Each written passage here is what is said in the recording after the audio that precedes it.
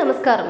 Welcome to TBC. ప్రపంచంలో ఉన్న హిందువులందరూ పండుగ చేసుకునే న్యూస్ ఏంటంటే UNESCO's memory of the world రిజిస్టర్లోకి భగవద్గీత మరియు నాట్య శాస్త్రాలకు చోటు దక్కింది.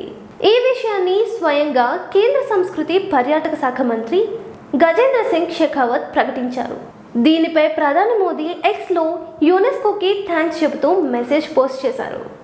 శ్రీకృష్ణుడు చెప్పిన భగవద్గీత మరియు భరతము రచించిన నాట్య శాస్త్రాల గ్రంథాల ప్రతులను UNESCO's memory of the world గుర్తించడంతో ఇంటర్నేషనల్గా ఈ రెండు గ్రంథాలకు మరొక గుర్తింపు రావడంతో మన దేశ హెరిటేజ్ మరియు కల్చర్ గురించి మరోసారి అంతర్జాతీయంగా ఈ రెండు గ్రంథాల గురించి మాట్లాడుకుంటున్నారు. 2024 సంవత్సరంలో రామచరితమానస్, పంచతంత్ర కథ, సహృదయాలోకన గ్రంథాలను UNESCO's memory of the world register గుర్తించింది. దీంతో ఇప్పటి వరకు భారత్ నుండి UNESCO's memory of the world రిజిస్టర్లో 14 శాసనాలకు గుర్తింపు దక్కింది. 1992 మొదలుపెట్టిన UNESCO's memory of the world register గుర్తింపు ఎందుకు అవసరమో ఇప్పుడు తెలుసుకుందాం. ఏదైనా ఒక హిస్టారికల్ కల్చరల్ శాసనాన్ని ఒక్కసారి UNESCO's memory of the world register ద్వారా రికాగ్నైజేషన్ వస్తే ఆ శాసనాన్ని, దానికి సంబంధించిన మెటీరియల్ అంతా యునెస్కో పర్యవేక్షణలో భద్రపరచాలి. ఇలాంటి శాసనాలు ప్రతులను ఎవరు కాల్చకుండా, పాడు చేయకుండా, అంటే కాలానుగుణంగా తుప్పు పట్టకుండా ప్రిజర్వ్ చేస్తూ యునెస్కో కాపాడుతుంది.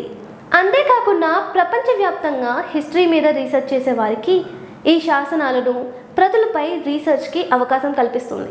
ఇలాంటి రీసెర్చ్ ద్వారా కొత్త విషయాలు వెలుగులోకి వచ్చే అవకాశం ఉంటుంది.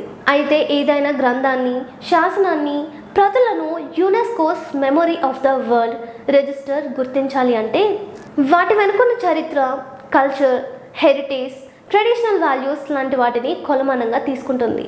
సో మనందరికీ తెలుసు, ప్రపంచంలోనే మొట్టమొదటి మేనేజ్మెంట్ బుక్ ఏది అంటే భగవద్గీత అని చెప్తారు.